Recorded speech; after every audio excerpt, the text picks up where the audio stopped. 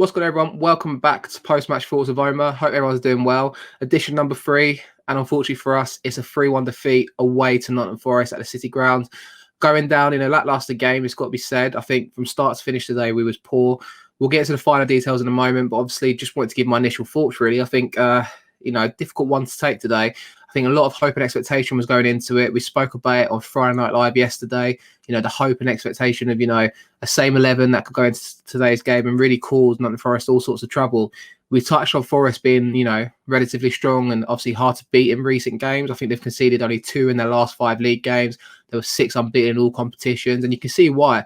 Chris Hughton's got really well organised, hard to beat, players behind the ball, especially, for us, we can't really break down opposition. And I think we kind of rely on being a counter-attacking team. I think that's maybe why we looked good on Tuesday night against Bournemouth. Bournemouth came at us, gave us space, and we capitalised on that space to make some trouble. I mean, going into the game, there's a lot of hope, and that's probably why it's our downfall. We're Millwall fans, when we'll kind of, get carried away. But the reality always is quick to check us in when it comes to this side. We went for an unchanged 11, Bilkowski in goal, Hutchinson, Pearce, Cooper, back 3, McNamara on the right, Scotland on the left, making 2 wing backs. And obviously you've got Woods and Leonard in the middle with Parrott, Sahor, and Jed Wallace up top. Yeah, where to break that down today? I really don't know where to start, to be honest. I think, the team lineup, my initial thoughts, I did mention, obviously, I'd rather have Smith in, but again, not the end of the world. I think, Smith is obviously, based on his form against Nottingham Forest, I personally would have started him. I think that's probably the last time we see Sahor in a Millwall shirt today, unless we manage to get him back towards the end of the window, which I'll still be for. But yeah, he was kind of non-existent up top today. I think, Nottingham Forest, they play with a 4-2-3-1. It wasn't the team that kind of, with Bournemouth and Bournemouth, we kind of matched them up. They both played 5-man defences and it kind of suited our game. Today, you saw, the midfield in particular, Woods and Leonard getting overrun on the number of occasions. And I think with them having 3 midfield players in there, just kind of outnumbered them, played around them, made it look easy.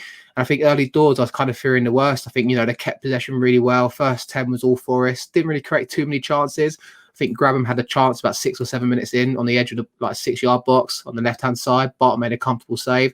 In reality, the shot was quite poor. But yeah, there wasn't really much glimmer of hope, to be honest. And I think 20 minutes in, still more the same. Alex Pearce in particular, bless him, he was under a lot of pressure. I think, it's quite obvious that they targeted him. Every time he got the ball, they were straight onto him. Lewis Grabban, Amiobi, players that are willing to run and obviously put him under pressure. And every time he got the ball, it just looked like a mistake waiting to happen. And I think ultimately him getting hooked up after the hour mark isn't purely down to formation, more so down to how he played today. But yeah, 20 minutes in, still more the same. I think we had one opportunity where Leonard's got the ball and kind of pounced forward a little bit. But apart from that, nothing there. Nottingham Forest was sitting off us a bit in the sense that, they were letting us keep the ball at the back. But as soon as Pearce got that ball, straight onto him. And with us, obviously, we don't really press high. And I think that's something that needs to change, especially how we play. We like to play on the front foot, I feel like. And we play well in these sort of games where we're kind of pressing with intensity.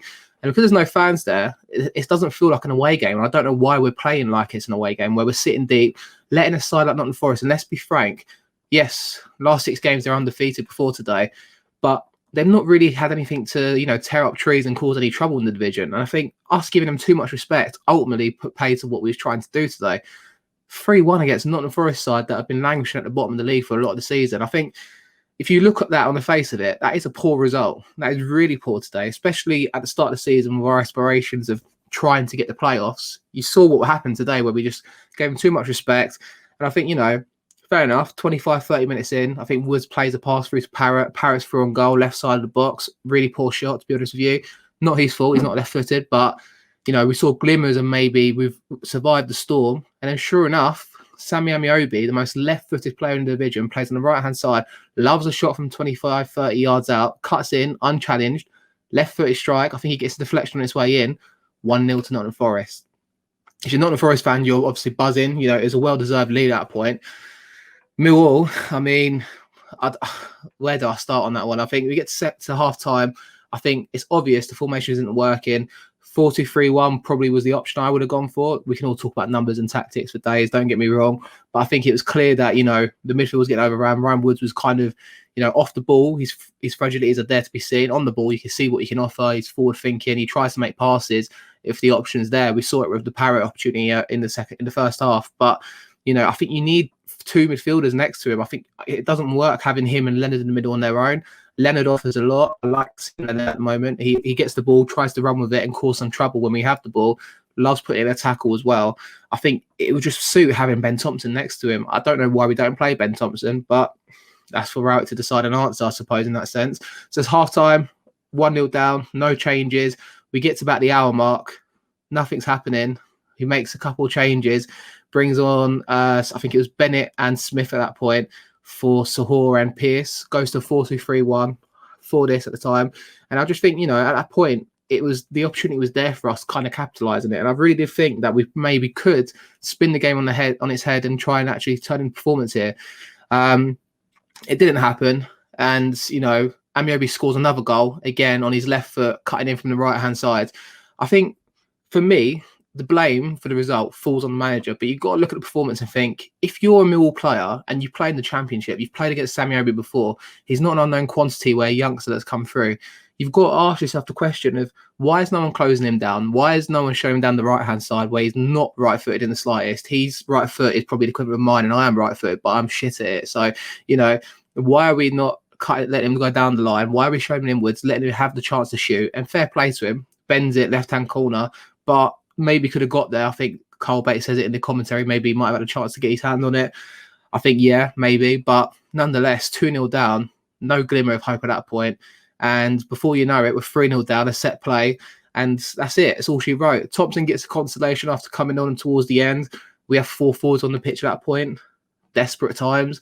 I think if you read through Twitter and you're one that kind of likes to, get a post-match sort of thoughts online, it's a real split fan base at the moment. And I'm really on the fence. I'm normally a fence sitter, but I can't see it changing at the moment. And if we don't back the manager, let him sign 3 or 4 players, I think, I'm actually for the 5 at the back formation. I think it could work. The problems there for me are quite obvious, though. Alex Pearce is not a Championship centre-half anymore. He's someone that's obviously had a good career, played at this level for a long time, even played in the Premier League, played for Republic of Ireland. He doesn't offer anything anymore in the footballing sense in this side anymore. Get caught out, he's poor on the ball, and also his height is a big disadvantage. He's no turn of pace. You can see he's a leader. You can see he's respected in the squad, and we as fans appreciate that. But even Paul Robson had a time in that sense, and I think Alex Pearce, I don't think he should play anymore for us, I'll be honest with you. And the same goes for the likes of Troy Parrott. I mean, harsh to say he shouldn't play for us ever again. I won't say that. However, it's clear that on the left-hand side of the pitch, he's not offering what he can through the middle, perhaps. We've not really seen it from him. The hype signing of Harry Kane, similar, loan signing from Tottenham. He hasn't done it for us, and I think that's an ultimate reality of it, really. He's been injured for half of it. He's come back into the side. No goals, I think, in 10 appearances now. Playing on the left-hand side. The manager obviously doesn't fancy him through the middle. And obviously with Ken Sahor leaving, it could be an opportunity for Parrott to play through the middle. But for me, I think we need another player in there, another striker that can offer something different. Budvarsson can't score goals. Bradshaw struggles to score goals, and he scores in batches. We're in a real kind of slide here. Jed Roddice on the right-hand side, gets hooked off again. I think there's 3 or 4 games in the space of the last 10 that Wallace hasn't, managed to play a full 90 minutes. I think, it's clear that he can play it, but he's playing out of form. He's not doing it for us at the moment. And I think that's a real concern for Millwall. If Jed Wallace is off form, who else are you going to turn to grab the game by the scruff of the neck? Where does it go? Where does it go from here? That's it. Get your interactions in the comment section below. I'm going to go for it and say it. I think Rowett leaves soon. I really do think it. I think Gary Rowett gets sacked by Millwall. I don't think just yet, but reality is, he's saying in the media during the last week, we're trying to sign players, but we have to wait for the big hitters to sign their players. Why are we looking at the big hitters kind of market? Why are we not looking down the lower leagues? Why are we not scouting these people that are young and hungry, determined to play in the Championship and above, and trying to, earn the shirt? I think we're signing players the likes of Parrott. No disrespect to Parrott. He's obviously young and he wants to impress, but he goes back to Tottenham after this season and doesn't really affect him. Ryan Woods, okay, deceives opinion, flats deceive some and all that, but he's got a contract at Stoke. He expires in the summer. He probably will get another deal in the Championship somewhere. Why are we not looking at young, hungry players that are 24, 25, playing in League One, League Two, trying to grab headlines? I think, we mentioned before in the past, Plymouth striker, that's, I think, on 16, 17 goals in League Two at the moment, or League One. Correct me if I'm wrong. I'm not sure which division it actually is at the top of my head at the moment.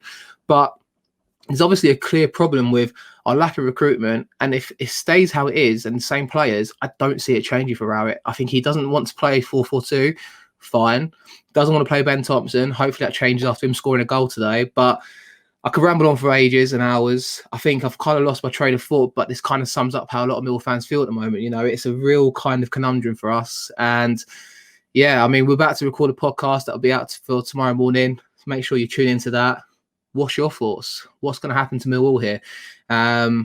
The problem is that a lot of people say who would come in after Rowett. I had the same impression with Neil Harris, but then we managed to get Gary Rowett in, and obviously at the time the new manager bounce happened, and maybe that would have happened regardless who we got in. So I don't think we shouldn't be sacking Rowett based on the fact we're not sure who to get in next. Obviously, we should have an idea of who we want. However, if it's not working and 15 games, 1 in 15 that we've won, that is not working. So either back the manager, give him 3 or 4 players that are going to change his side, or get rid and go again. I think that's quite obvious. And I think I'm leaning towards the first option. I can't lie. I can't see what kind of players he can bring in at this point in the window that are going to make a difference for us. And I think that's the ultimate reality of it. And before you know it, we're looking down at the moment, but we could be in a relegation zone if things don't change. Huddersfield Wednesday, we've got to go again. Probably will get a result that makes it a bit less, of a problem, but the underlying problem's still there for me. So yeah, what's your guys' thoughts? Thanks for tuning in. Check out our socials and obviously stay tuned for our podcast tomorrow morning. See you on Wednesday.